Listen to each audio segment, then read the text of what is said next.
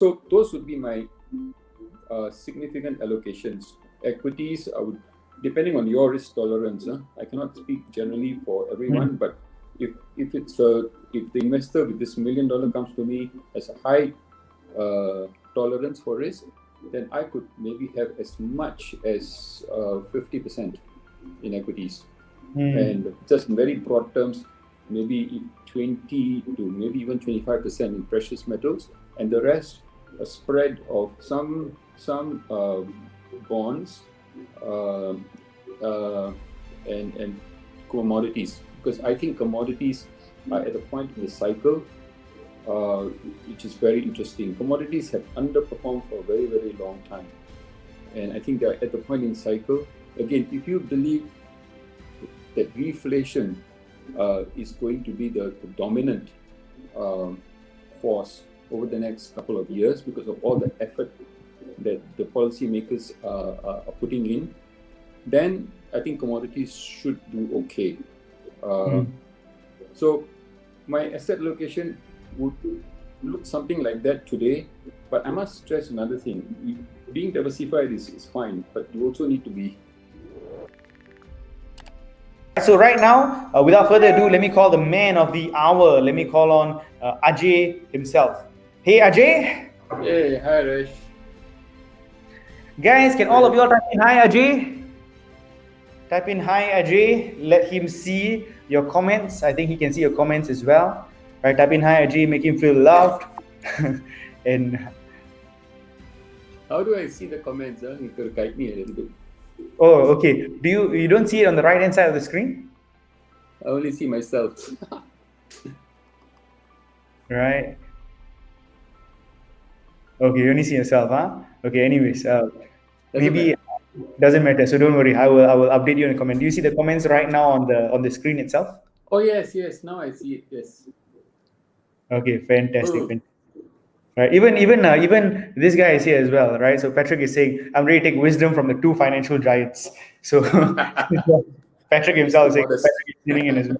Right. Okay. So, anyways, Aje, it's good to have you here. I am so excited to actually be able to interview you, dig your brains on financial investing. So, my first question is this. So, Aje, how do you get started on this whole journey of investing? Right. So, obviously, you went from literally not knowing anything about investing to managing government's money. Right. How do you get started?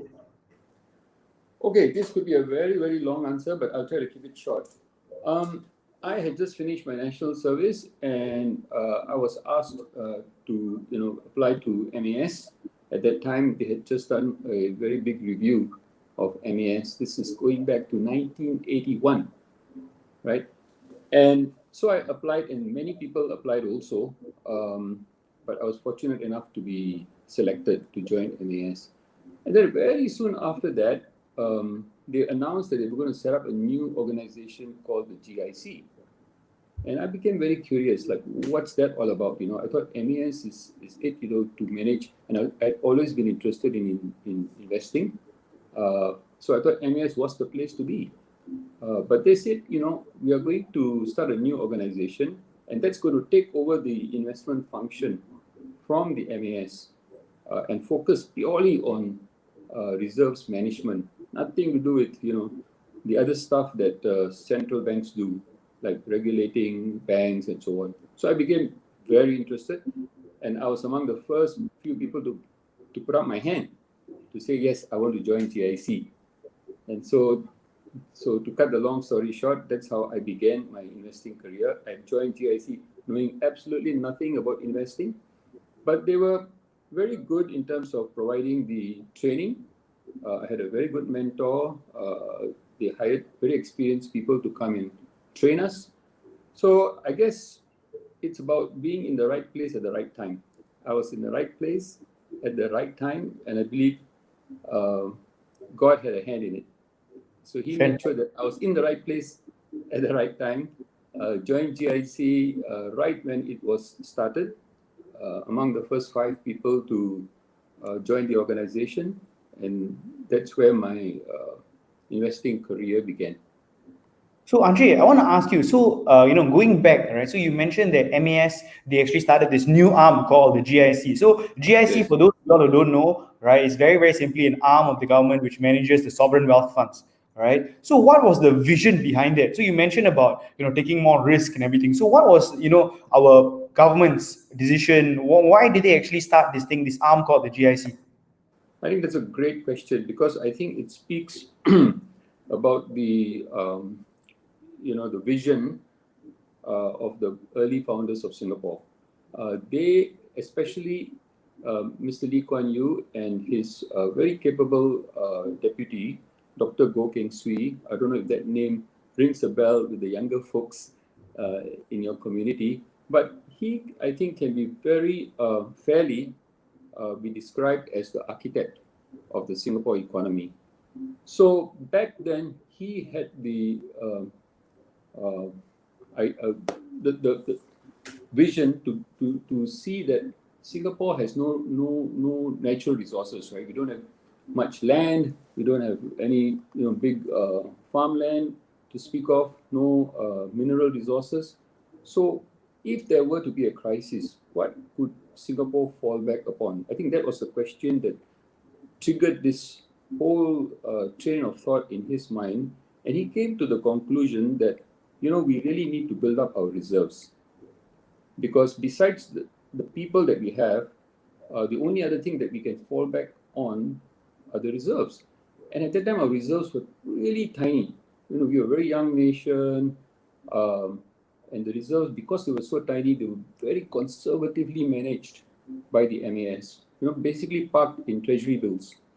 Don't take too much risk. That was the conventional wisdom at that time for young countries and as well as older countries, in terms of how they manage their reserves. Basically, just park it in very, very safe investments. But he was willing to think outside the box. He said, "But we are not a normal country. The normal country has a lot of other natural resources. We don't, and we have to fall back on our reserves in a time of crisis." So he said we have to think differently. We cannot be thinking like all these other countries, right? So he basically rejected the model that was out there for how reserves should be managed. And he said, let's start afresh. And he said, okay, let's separate this function of reserves management from bank regulation. So we need a new organization, new way of thinking. We have to take more risk. And that's a very radical thing for a government to say, that we are going to take more risk with the little reserves that we have. And we need to take more risk because otherwise it's not going to grow. Growing at 2-3% a year is not going to do it. We have to grow at a faster rate and we have to stay ahead of inflation. That was the thinking behind the setting up of GIC. So they basically started this organization from scratch, from nothing, right? Recruited new people, brought in Mr. Yong Pang Hao, who was at that time chairman of OCBC. They brought him in to basically start up GIC. By the way, he's the one who interviewed me and brought me into GIC. So that's basically how GIC began. And the thinking behind it was we have to take risks in order to grow the assets, but at the same time, take risk in a very sensible way.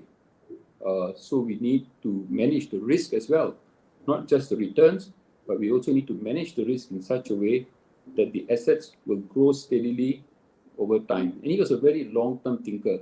I don't think even he would have imagined, right, that today, in 2020, he was so prescient, right? He said, a day will come when there will be a major crisis and all we have to fall back on will be our reserves. And today, that day has arrived. I didn't think I would see that day in my lifetime, to be honest. But yet, this is where we are.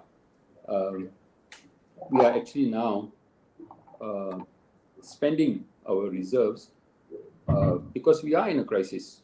It's a global crisis and it has hit Singapore pretty hard. And you have to spend, let's be grateful that we have reserves that we can spend, that we can fall back on. And if not for that thinking way back, nearly 40 years ago, that we need to do something like this so that we have reserves to fall back on.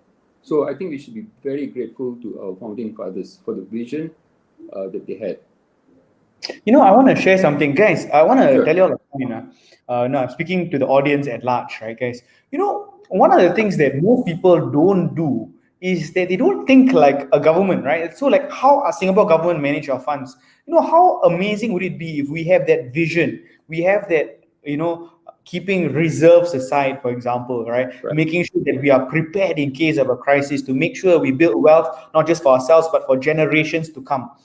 If we apply these principles, these simple financial principles in our lives, we will be much further ahead. But unfortunately, Ajay, most people live, month to month, and they don't have proper vision of how we should be able to, manage our finances 50, 100 years time. Do Yes. y'all? That's basically what I feel. Do you have the same sentiment? Completely. In fact, if you ask me, I think one of the tragedies, if I can call it that, of our education system. We have a great education system, by the way. It's highly rated. Everybody knows that we are one of the best education systems in the world. I'm not taking anything away from it, but I do feel that there is a gap in the way we educate people, and that gap has to do with how you manage your finances. I think you should start very early, and I think you should be taught not just to save. I think they do a great job of teaching people to save, but saving and investing are, I think, quite different. In the same way that, when Dr. Go talked about building up GIC, he was thinking of investing, not saving. So in the same way, the individual also needs to think of the longer term needs, right? When you get older, when you retire, when you have some kind of a financial crisis in your own life, you need to be able to fall back on your own reserves. But how do you build up those reserves? I think you need to have some kind of an investment plan, and those same principles that apply to Singapore as a country, I think also apply to an individual. It applies to a family. Those same principles work. You have to take some risk, but take it in a measured way and take it on as early as possible so that you allow time to help you build up those reserves. Time is absolutely important because we're talking about compounding, right? Compounding works best when you allow it time. Guys, if you agree with what Ajay is saying with regards to, hey, our education system needs to teach us more about investing, right? Starting from school with your children, all of that. Can you all type in agree and smash some love if you all completely agree with that, right? In a capital, type in AGREE and smash some loves. Let me see if you all agree with that statement. I think it's so important, right? I truly, truly, truly believe that. Smash the love. Type in agree if you all agree that, hey, we shouldn't just be teaching our kids about, save money, right? How do we actually invest? How do we actually grow our money? All of that is so important. And like what Ajay says, the number one thing that you actually have is time, right? If you teach our younger youths of how to actually invest and grow money in the longer term, and there will be such a blessing. And the time to start is now, right? The time to start is Yes. now. And it's something that is lacking, I believe, not just in the Singapore education system, but around the world as well, right? In Malaysia, in India, everywhere else around the world. I've had the privilege to travel around to teach about investing, and it's a shocker when you meet people who are well into their 40s and 50s who have no idea about studying and reading a financial statement, right? It's Yeah, so it's I cannot overemphasize that principle. They say time in the market is more important than timing the market. So I think that speaks about the power of compounding. If you stay invested through thick and thin, through the cycle, you will come out way ahead of people who start very late and then they try to time the market in order to jump ahead. Some people are successful at it, but I would say the earlier you start, the less you have to then depend on trying to time the market. So true. So Ajay, I want to ask you a question. So you started 1981, right? So Yes. chronological events, and then you have your Black Monday crash, right? Talk about taking a risk, and then Black Wow. Monday comes down, right? 1987. right? I believe that would be the first, probably the first major one, which probably Yes. you guys actually saw. How was that feeling of going through such a big crash? And obviously, you guys were affected. Tell us a bit about that. Well, I'm so glad that you brought that up, because that was one of the um, lessons I learned, which will always be with me for the rest of my life. It was the first major financial crisis that I witnessed and lived through. I was already in the equities department. I was managing US equities, and I actually happened to be in the US at the time when it happened. And I was attached to a firm um, that actually believed and practiced asset allocation. Uh, and to me, that was a very, I would say, uh, pivotal lesson that I learned, the power of asset allocation. So what happened was in 1987, the market, prior to the October crash, the market just was a one-way street. It just kept going up and up and up. And everybody was convinced that this market cannot possibly go down. There were 101 reasons why the market will just continue to go up. But this firm that I was with had all these models and indicators that showed that, hey, valuation is so stretched. Uh, and the Fed was actually starting to raise interest rates, to tighten monetary policy. And this is a very lethal, almost a fatal combination. And so they actually, in their investment model, went from being 100% equities to 100% bonds. And in the weeks, in the run up to the crash, it was very painful, because bonds kept going down, equities kept going up. But on the day of the crash, and the crash was really scary, I kid you not, because the Dow fell, 22%, if my memory serves me correctly, 22% in one day. And that had never happened before, and has not happened since. Okay, it is still, I believe, the single biggest drop in one day. And I couldn't believe my eyes. Like, what is happening here? And there were all kinds of horror stories that, hey, this is just the start of the next Great Depression. In fact, the experts were saying this is going to be even worse than the Great Depression, because even in the Great Depression, the market didn't fall 22% in one day.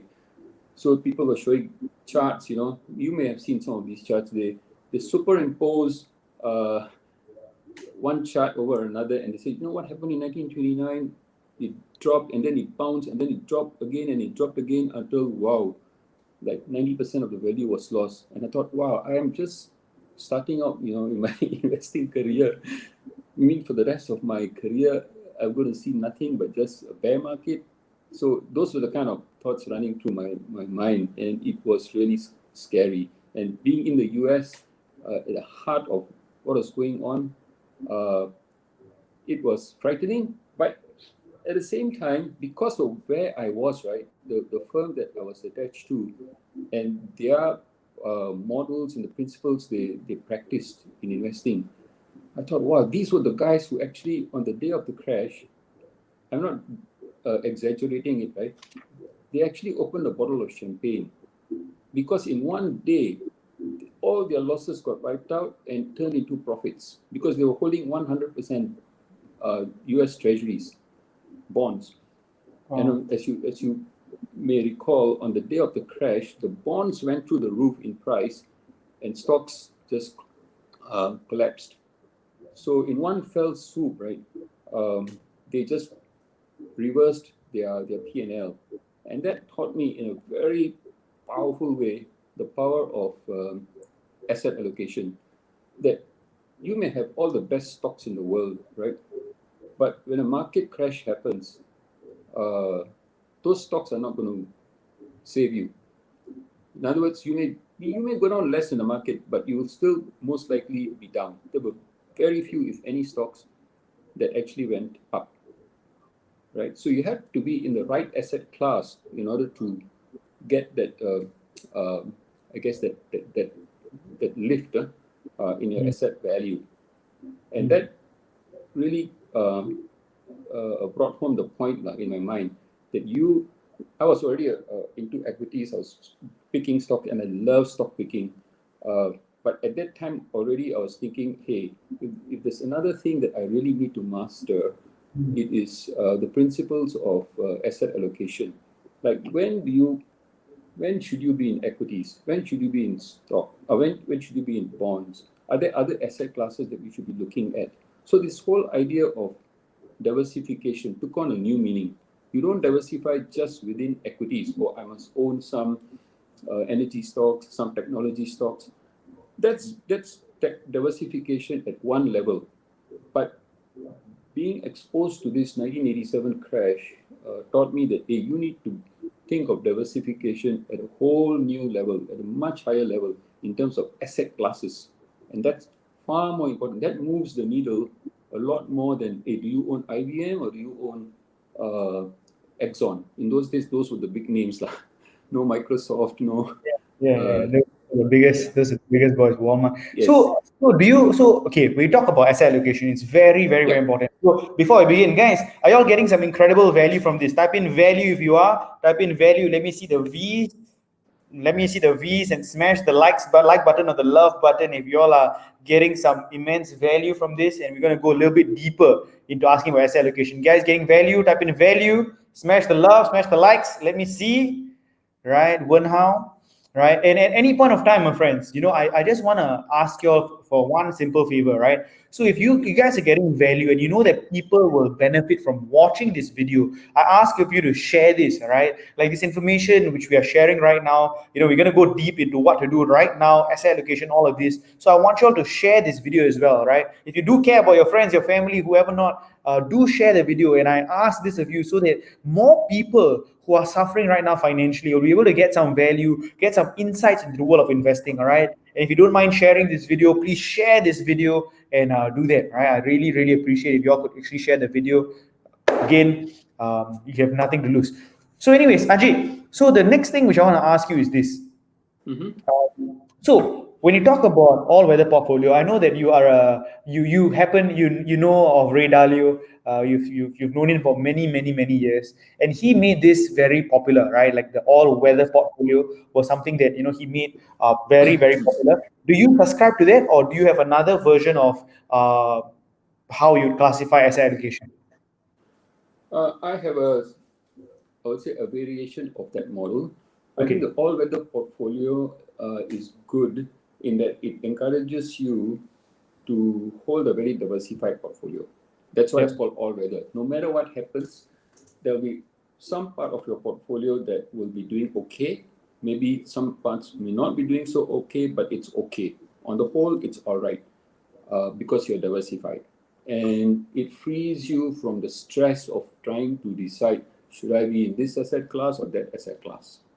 So that's the beauty and the advantage of having an all-weather portfolio, where basically you decide upfront, okay, I'm going to have X percent in equities, I'm going to have X percent in bonds, and then you just passively rebalance to those numbers.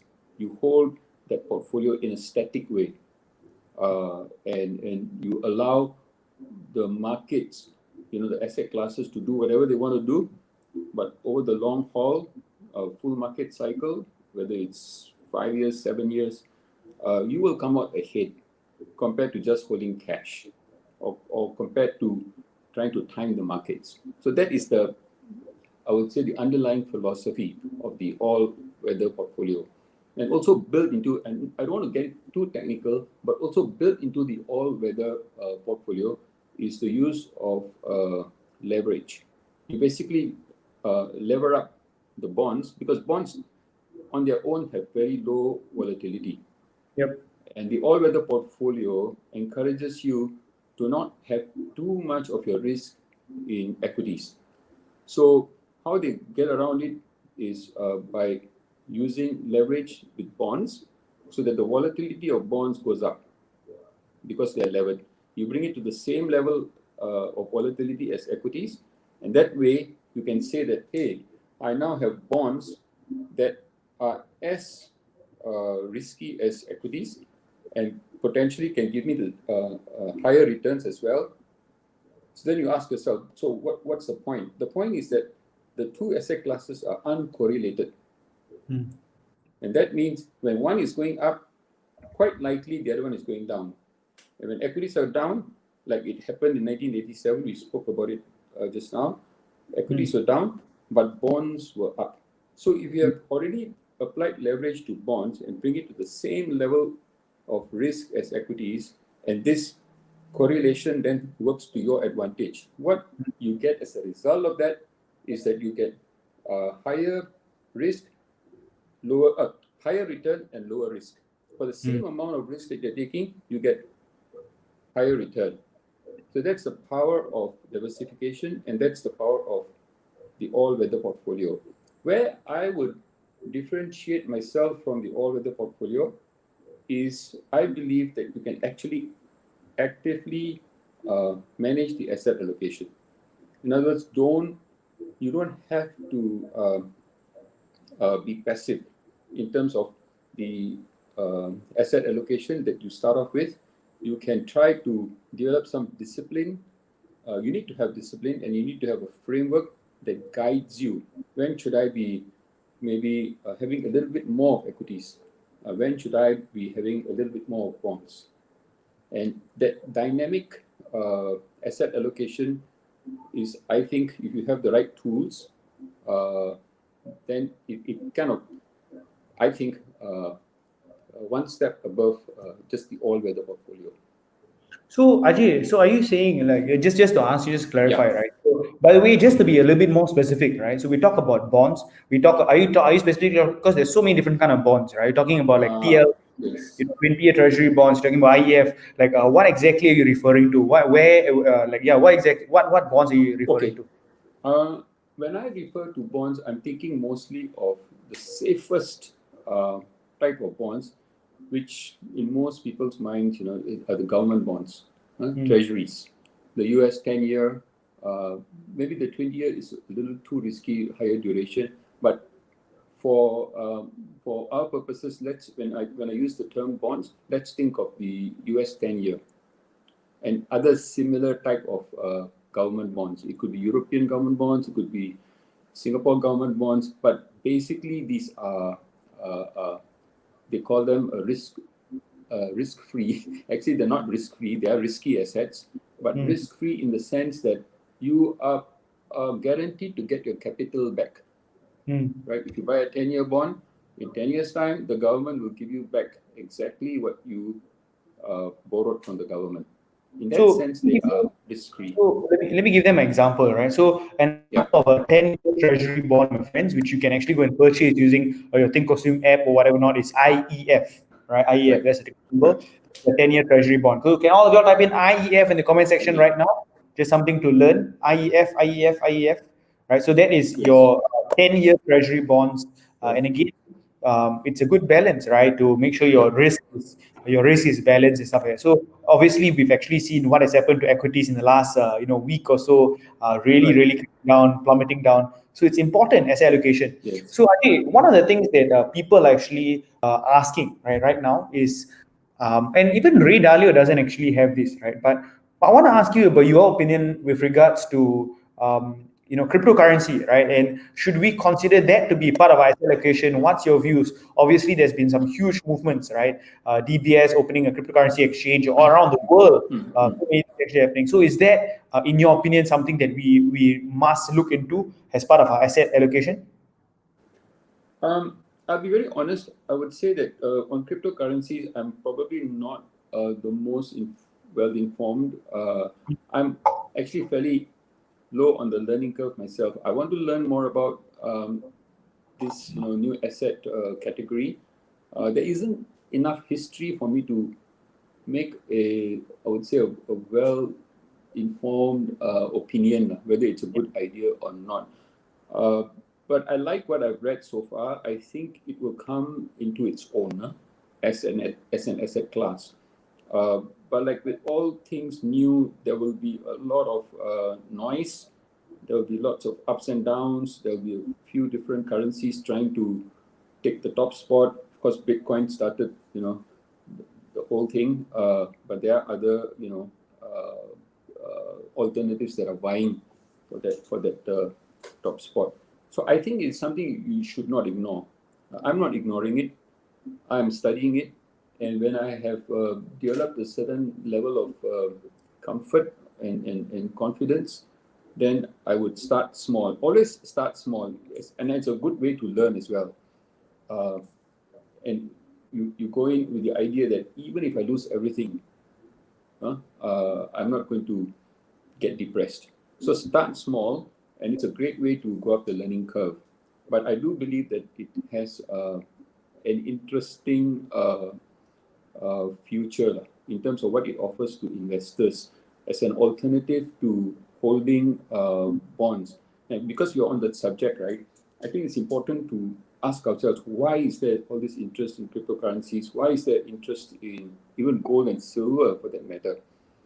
I think all of these, to me, fall under the category of safe havens, right? You need in your portfolio to have an allocation to these things that are called safe havens. Traditionally, government bonds were the best safe haven. 1987 proved it. The GFC proved it. Bonds did spectacularly well. But we've now come to a point in our economic evolution and the current cycle, the situation we are in right now, I would say, I don't want to sound alarmist, but it is pretty precarious lah. You've got bond yields that are giving you negative yields. First time in history, all my economics textbooks, I think you can throw them out the window because you're getting negative yields, you're getting negative returns for what is supposed to be the safest asset class. In other words, you are guaranteed to make a loss when the bond matures. And you scratch your head and ask yourself, why am I holding this asset? So the safe havens, I would say today, are not as safe as they used to be. And so people are looking for alternatives. And that's where I would say gold, maybe even silver, platinum, all the precious metals, and even cryptocurrencies would become, I would say, logical alternatives, right? Something to hold on to where you know that they cannot just continue to print and print. The supply will just be endless and the value will just keep diminishing. That's the problem today with bonds, because governments have now realized that, wow, we are in a tough spot. We have a pandemic on our hands. We have debt that is sky high worldwide. So how do we get out of this situation? And they have decided, the central banks have decided, we are not going to go for debt destruction. In other words, let everything collapse, start afresh, write off all the debt. That is just too painful. Countries that have lived through the Great Depression know that it's just too painful, politically not acceptable. So what have they decided on doing? They've decided on trying to bring inflation back. The Fed, the BOJ, Bank of Japan, Bank of England, ECB, they're all trying their level best to bring inflation back. And that means let's print as much money as we can. The money supply charts, I'm sure you guys have seen them. They are like a straight line up. I've never seen anything like this, right? In my economics textbooks. So central banks' balance sheets have ballooned. They're printing money like there's no tomorrow. And yet inflation is not coming back yet. And the question then you ask yourself is, what happens if inflation does come back? If it comes back, then we are all kind of we'll be in trouble for two reasons. One is that the paper currency that these central banks are printing, the value will diminish. It's called currency debasement. So it's not a good idea to hold on to something that is shrinking in value, right? And that's likely to happen to paper currencies. And also, when inflation comes back, guess what? Interest rates will not, or the bond yields will not be where they are today, less than 1% throughout the developed world, negative in Europe. So when inflation, I should maybe rephrase that. If inflation comes back, and you cannot rule that out, right? If it comes back, then interest rates will go up, bond yields will go up. So this so-called safe haven is not going to be very safe. But gold and silver and potentially cryptocurrencies will give you a much better return in that particular scenario. So Ajay, I have a question, right? So right Yeah. now, obviously you manage a fund. So my question to you is this, right? So let's say, for example, some investor comes to you and hands you, $1 million check, and it's like, hey, I manage this money, right? So what would your your moves be, right? Like currently looking at the markets right now, currently looking at the markets right now, would you be, dumping them in equities, like, really go portion there? What would your, asset allocation or strategy be as of like today? Okay. You picked a very interesting time to ask this question, because I think right now this particular week is one of those, I would say, people will look back in history and say, wow, something big happened. I think something big is about to happen, one way or the other. We don't know who is going to win the election. I think the outcome of the election will also have very significant impact on what the markets do. So my approach to investing in this environment is to be diversified. It's the lesson number one I learned from the day I joined GIC. Always be diversified. But within that diversified portfolio, I would today probably have a good chunk of equities, because I think the reflation story is still alive. They're trying very hard to get the economies to recover. So equities generally do well when you have the central banks and the government all trying their level best to get growth back. So I would have a very decent allocation to equities.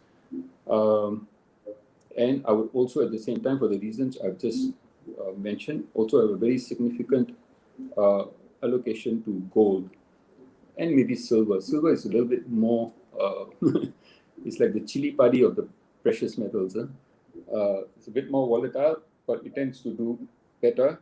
If gold is doing well, silver will do even better. So those would be my significant allocations. Equities, I would, depending on your risk tolerance, I cannot speak generally for everyone, but if the investor with this $1 million comes to me as a high tolerance for risk, then I could maybe have as much as 50% in equities. And just in very broad terms, maybe 20 to maybe even 25% in precious metals, and the rest a spread of some bonds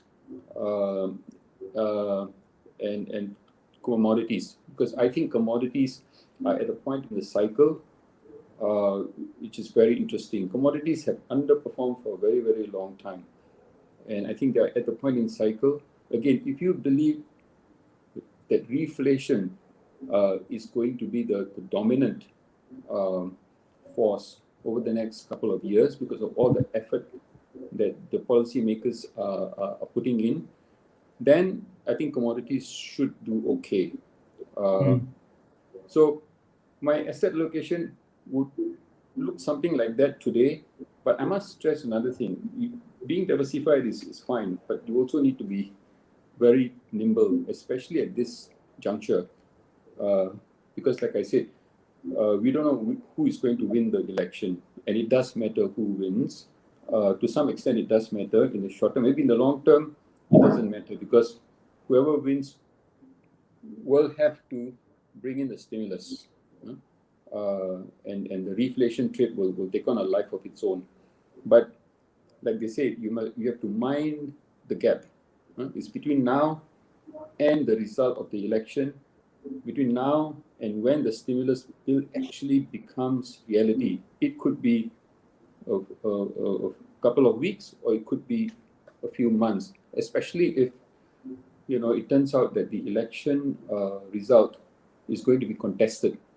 That to me is probably the the nightmare scenario that as an investor I hope not to have to face, because the market hates uncertainty. And if the election result is contested, then it means even more uncertainty. The Supreme Court will have to get into the act and make a decision as to who the rightful winner is, and all that will take time. And what that means is just a lot more volatility. And so, how do you deal with that volatility? I think today we are very fortunate. Today we have the tools, and they become relatively accessible even for retail investors. You have the tools, the ETFs, even the futures. You can buy single contracts. You can be very nimble. So what I'm trying to emphasize here is be diversified, but at the same time be nimble. So once it becomes a little bit clearer which way the wind is going to blow, who is the winner of the election, and what the policies are likely to be, then you can fairly quickly adjust your portfolio. I think it is important to be nimble. So, Ajay, I have a question, right? So, with regards to your fund, do you guys have like a strategy with regards to like what kind of equities you guys will possibly be investing in if Trump wins, or what you'll be investing in if Biden wins? What is the like? How do you all plan this entire thing? Say you all are sitting in a meeting, how are we gonna move our clients' money? How does that work? It's a great question. Okay, Yep. you start at the highest level. The highest level is asset class. So in asset class terms, I think globally. So if you can find a vehicle, and today there is actually in ETF, there's this ETF called the All Country World Index. I Yep. think the ticker symbol is ACWI. Yep. Now, Yep. with just that one ETF, right, you own every listed stock in the world, including developed markets, including emerging markets.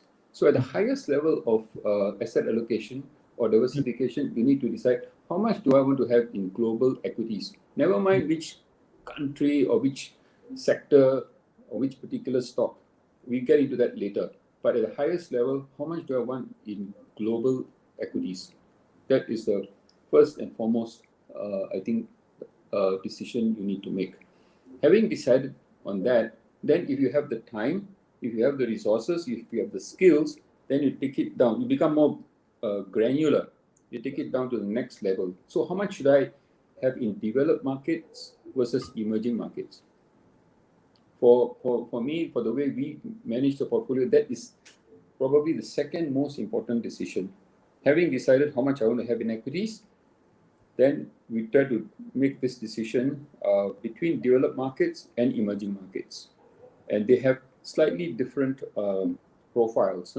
Developed markets, the returns are a little bit steadier, the risk is lower, and the return tends to also be a bit lower.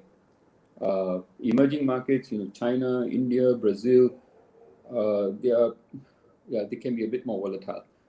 But we believe, I'm just telling you our own view of these two groups of equities, right? We believe that if you're a long-term investor, then you should emphasize emerging markets over developed markets, because these markets have been, I would say, they have underperformed for quite some time now, and they are a better value.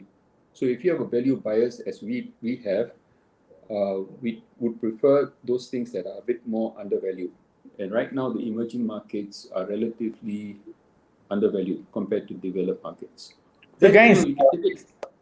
Sorry. so with regards to emerging markets, my friends, for those of you all who don't know, can all of you please type in EEM, right? In the comment section, type in EEM, EEM, EEM, type it down. Let me see.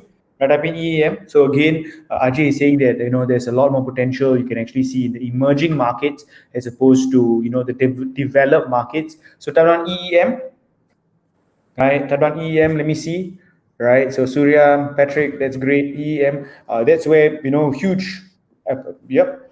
And I completely agree as well, right? EEM. And very, very interestingly, just to let's just see something. I'm just looking at the holdings of EEM, right? So interestingly, the EEM top holdings, right? The companies in the top 10 holdings would be companies like Tencent, TSMC, Taiwan Semiconductor, Samsung, Meituan, Naspers. So you see a lot of Chinese stocks. You see a lot of Chinese stocks. These are the five biggest ones, right? So Naspers as well. This is a internationally renowned company. It's very big in South Africa. Reliance, it's a huge company in India, a massive company. Mukesh Ambani, China Construction Bank, Ping An. These are the top 10 holdings of EEM. All right, so pretty interesting. So again, coming back to China, all right. So your views on China? Do you personally see a huge shift happening from the west to the east? And yeah, especially currently right now, the End Financial IPO, $3 trillion in subscription, right? Like, do you see that happening? Actually, I do. I am very positive on China longer term. Mm, Of course, there are short-term issues, the whole, uh, trade war thing, the geopolitical angle, both U.S. and China vying to be superpower, or at least China trying to be a superpower and to maybe displace the U.S. So that will go on in the background. We take that as a given. It's not going to be resolved even after this election, because it's a very long-term, long-drawn battle, and China's history goes back hundreds, thousands of years, and they're not going to give up their ambition of wanting to be a superpower. And US will do all it can within its powers to try and at least slow them down, if not stop them. So we take all of that as given. But as an investor, I think beyond that, right? That's important, but I have to think in terms of who are the companies that are doing well. And you mentioned some of them. These are world-class companies, world-class players. They produce very good returns for their shareholders. So we shouldn't allow the geopolitical stuff, right, to totally distract us from looking at the investment fundamentals. And the investment fundamentals for China, and particularly the companies that you mentioned, many of them, actually the fundamentals are pretty solid. So I actually like China longer term. They have behaved fairly responsibly, even in terms of their monetary policy, their fiscal policy. The Chinese currency actually is strengthening. So I'm looking at it as a glass half full. Most people today, I would say, if you look at their investment portfolios, I would say don't have enough emerging markets, don't have enough China, probably don't have enough renminbi exposure, and that tells me longer term they will have to increase as China demonstrates that they are responsible, and shareholders or investors in China have had a good experience. I think that will build more confidence, and more capital will flow into the country. They will open up, and even more. Uh, and I'm not saying it's going to be a smooth ride. Uh, uh, don't get me wrong. There is going to be volatility, but I would say a lot of the things that people are worried about, it's more or less in the price. If you look at the valuation uh, of China as a country, as an index, and valuation of, say, the US, they are very wide apart, and for good reason. But I think that gap is more likely to narrow than to widen even more. And that argues in favor of having more China than say, even the developed markets. It's very interesting. Currently, right now, as of my based on my knowledge, right? What I know is that GIC wise has a huge holding in Alibaba, right? If I'm not mistaken, it's slightly over 20-25% of their portfolio, if I'm not mistaken, Right. right? In Alibaba alone, and obviously they see a huge future in that. And massive news happening this coming week as well, and financial Yes. group, right? So again, it's very interesting. There's so much money being pumped into the Asian exchanges, right? Yeah. Shanghai and Hong Kong. So, Ajay, can I ask you, is that also a sign of things to come, right? Like, when a company wants to IPO and then they decide not to go for the US exchanges, but to go for like Shanghai and to go for Hong Kong in a dual listing, right? Yeah. Is that also a sign of things to come? Are they like trying to avoid, all this, the tensions with US China trade war? Like, is that telling you something as an investor? Yeah, it's telling me that China is just too big to ignore. Yep. It's, I mean, look at the size of the population, the ambition of the people, uh, and it's just too large to ignore. And the valuation, again, if this continues, if the gap continues to widen, it will also become too cheap to ignore, too large to ignore, too cheap to ignore. And if the returns continue to be as good as they have been recently, people will say, "Hey, what the heck?" China and the US can continue to argue until the cows come home, but as an investor, I want to make money, right? And and so I think people are seeing that possibility as well. The companies are seeing that possibility. If you want to do an IPO, hey, wouldn't it be nice to have a few hundred million potential investors vying for your stock? Look at the interest shown in Ant Financial, right? It's breaking every record in the books. Uh, this is in spite of having all those geopolitical drama that we talked about. So I think at the end of the day, uh, the fundamentals matter, right? And the fundamentals, you can't ignore them for forever. And right now they are increasingly, I would say, tilting in favor of countries like China, to some extent India, but certainly at the company level, people are very focused on who are going to be the long-term winners, and they don't want to miss out.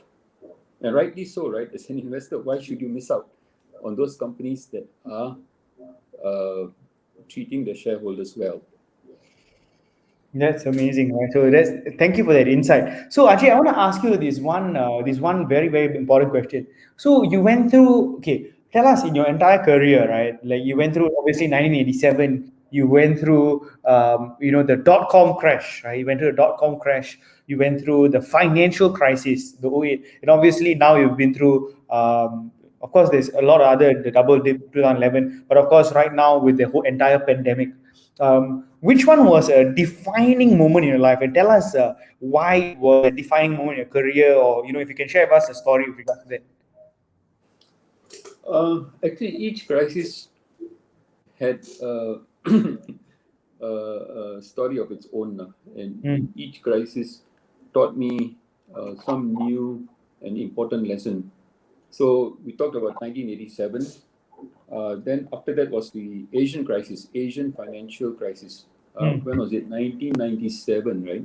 yep. Wow, that felt like the end of the world for Asia. Mm, Because up until that time, people were saying, "Oh, the future is Asia, and Asia is the future."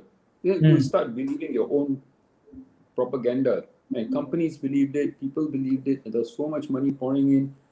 People were borrowing in US dollars, right? Like there's no tomorrow. So debt levels were rising, and then the crash came. Currencies collapsed. You had a change of government in Indonesia. All the unthinkable things were happening. Uh, I remember having this conversation in our chairman, Mr. Lee Kuan Yew's office, when the rupiah was tumbling, right? And he had called me and my boss in, and he's asked us, "So, is this an opportunity to buy? The rupiah is collapsing, the market is coming down." And this was still fairly early days of the crisis. And say, in my humble opinion, I think it's still too early. I think it'll get a lot worse before it gets better. And I was, uh, I was, I was very nervous when I made that statement, because I was basically putting my career on the line. What if I get it wrong, man? This is Mr. Lee on the other side of the table asking me for my opinion, and if I get it wrong, and if the market turns around and goes up, the rupiah goes through the roof, that's the end of my career, right? So you ask me for uh, those telling moments in my career. That's one of them, and fortunately for me, not so fortunate for the Indonesian rupiah and the Indonesian government, but the rupiah just continued to plummet and found new uh, lows, new depths, and actually that was very very useful lesson to learn, that hey, when a crisis happens, don't be too eager to jump in, but at the same time, keep your eyes open, keep your eyes glued on your tools, your indicators, because at some point you have to um, step in and say that yes, I think the worst is already in the price. Because fast forward to the GFC. Fast forward to GFC in 2008, right, when the markets were just falling apart, uh, and we had already advised the GIC board in 2000 and late 2007 to de-risk the portfolio. Again, dynamic asset allocation, reduce equities, increase bonds, when the market just kept going higher and higher. And of course, there was a lot of skepticism at first, like, hey, why do you want to? Don't you read the the newspapers? The economies are doing well. The market keeps going up. Why do you want to de-risk? But because of the size of the reserves you manage, we said, look, we cannot precisely time the bottom. We think the time to take action is now. Start to reduce the risk. And to cut the long story short, they finally, after much debate and much discussion, they agreed, and we actually de-risk the GIC portfolio in a very meaningful way in late 2007. Of course, we didn't have a crystal ball. We had no idea that the crash was going to happen as soon as it did in 2008. But when it happened, right, again, your emotions get the better of you. It was so bad. The newspaper headlines were telling you, hey, we are probably entering another deep recession, another depression. But again, your discipline, your framework, your indicators, so important to stay true to them, to be disciplined, right? And those same indicators that were telling us sell, sell, sell in 2007 were now saying buy, buy, buy in late 2008. So a new lesson, to be learned, that yeah, the news is scary, but now is not the time to panic. Now is the time to actually rebuild, re-risk your portfolio, rebuild your portfolio. And we did that late 2008, early 2009. All the cash that we had raised, we were plowing it back into the market, in spite of the terrible headlines that we were seeing every day. So yeah, each crisis taught me a slightly different lesson. So actually, I have a very important question, right? Which is Yeah. this: you mentioned about indicators. You mentioned about looking at indicators Yes, to yes. to make this assessment. Can you give me an example of what your indicators are, right? Like, what are some indicators? Obviously, as retail investors, some of us have our own indicators. What are your Yeah, indicators when you're doing a fund like that?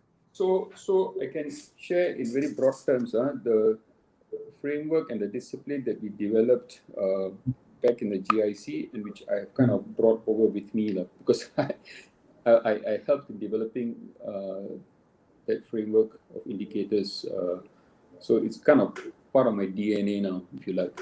So we think in very broad terms, we think of three different categories of indicators. One is obviously valuation. Valuation is important, but it's not the be all and end all of investing. Just because a stock is high PE doesn't mean you avoid it. There are other things to take into consideration. The the growth rate and so on. But valuation on its own is one set of indicators. Then the second one is technicals. So here's where we look at stuff like sentiment. Sentiment is very important, huh? Especially in the short term. Like right now, as we speak, some of the sentiment indicators are suggesting that the market is oversold. Now, it doesn't mean it cannot get more oversold, but it's useful to know how people are positioned, right? The put-call ratios, for example. Just for an example, the put-call ratio is quite useful. Typically, at the peak of a market, your put-call ratio is very, very low because a lot of people are very bullish. They're buying calls. Very few people are buying puts because they expect the market to go up. So the put-call ratio itself will be very low. So you have to look at it relative to its history. The longer term investor you are, the longer term you should be looking at the history. Yeah? And that will tell you whether the sentiment is overly bullish or overly bearish. And if you go back and look at what happened in late 2008 after the GFC, the put-call ratio was sky high. Everybody thought, the S&P was already triple digit, right? It had gone down to like 666 at the very bottom. But people were expecting to fall even further. So the put-call ratio at that time was very high. So that is an example of an indicator that tells us, okay, on the technical side, should you be favoring equities? Should you be moving into equities or out of equities? So that's technical. Then the third category of indicators is fundamentals. So it's things like the central bank, which way are they inclined? Is inflation a problem? In which case, they are more likely to tighten monetary policy. In which case, interest rates are likely to go up. In which case, equities probably won't do well. So we have a set of fundamental indicators. What is the earnings growth for the S&P? How does that compare to people's expectations, right? So fundamental indicators are important, but again, they're not very good at timing the big turns, because typically at the top of the market, the fundamentals will look very rosy. Oh, the growth is good. The headlines will tell you, unemployment is very low, very hard to find jobs. Investors are pouring the money in. So everything looks hunky-dory. But, that itself, you have to then apply your interpretation, right? So the indicator may be telling you one thing, but how you interpret the indicator is where the art comes in. It's both a science and an art, a bit subjective, right? At what point is the good news on the fundamentals a little too good? Or maybe it's already in the price. So you have to look at the valuation and the fundamentals together and say, fundamentals are great, but wow, look at the valuation. It's probably already discounting all the good fundamentals. So in other words, you have to look at all the indicators in combination. Very hard to do maybe at the individual investor level, but some of them is not so hard. The example I mentioned, right? PE ratios are easily available. You can get a sense of the valuation by just looking at PE ratios. Very easily accessible. Put-call ratios also nowadays quite accessible. So some of the technical indicators are also easy to monitor these days compared to maybe 10 years, 15 years ago. The power of technology, internet, so much of this information now has become so freely available. So I think, if you ask me, I think it's a good idea to start developing your own list of indicators. Maybe you can think of it in terms of the three categories that I mentioned: valuation, technical, and fundamentals. And over time, you just add on, indicators that you come across. And see, this has been useful in the past. Maybe I will monitor it and then add it to your list. And try to develop a holistic view of the market that combines all the three elements, and hopefully that gives you an edge over somebody who's just blindly buying and blindly selling. So again, the underlying lesson behind it is be data driven, not sentiment Yes, driven, right? correct. Be data driven, not Absolutely. sentiment driven, and build your set of indicators. Guys, is this absolutely valuable? Right? If it's absolutely valuable, smash the love button and do me a favor, guys. Share this video as well. If you have not shared this video, do share this video. Why? Because our goal very simply is to have the common man on the street be able to understand this. Such important information that everybody needs to actually understand. All right. So if it's valuable, type in V and help me share the video as well. All right. So the next thing which I want to ask you, Ajay, just in closing, right? I have one final question to ask you, which is this. Obviously, right now in this current market environment, put aside the markets, I think many people right now, even watching the video, are going through, very, very tough times, whether it's to do with employment, whether it's to do with, their job security, portfolios dropping, whatever not, right? In with your wealth of experience, could you share with us like a time in your life, right? Whether it be in the markets or whatever other period of your life, when you really, really hit rock bottom, and how do you actually like get out of it? Hmm. Wow, there were a few of those. uh, okay, one was, I think, maybe, let me think now, the most rock bottom experience. Right after the dot-com crash, Hmm. because at that time, I would say the belief in technology stocks, right, was so overwhelming, so overpowering. Any company with the name the .com in it will just go through the roof, and it became a bubble, right? So when that bubble burst, right, it didn't matter uh, how much of equities you had. Like the equities would still suffer a big drawdown. And I was at that time head of the equities department, and I just felt it. Wow, this meltdown in technology stocks, and it led to Nasdaq crashing. It led to S&P also then coming down, right, in sympathy. So that felt like a you know, um, I should have shorted all these stocks. But to Hmm. be very honest, I didn't short them. I Hmm. just maybe had a bit less. But even if you hold less, the absolute returns are still negative. And it just had I just had a very awful feeling Hmm. that this is something which should have and could have been avoided, but hmm, you get caught up in I would say uh, the whole trend, of thinking that you .com. That's why going back to your earlier question, the cryptocurrencies thing, it reminds me to some extent of the .com fever, that Hmm. the FOMO, fear of missing out, Hmm. got many people jumping in, and Hmm. probably jumping in at the wrong time.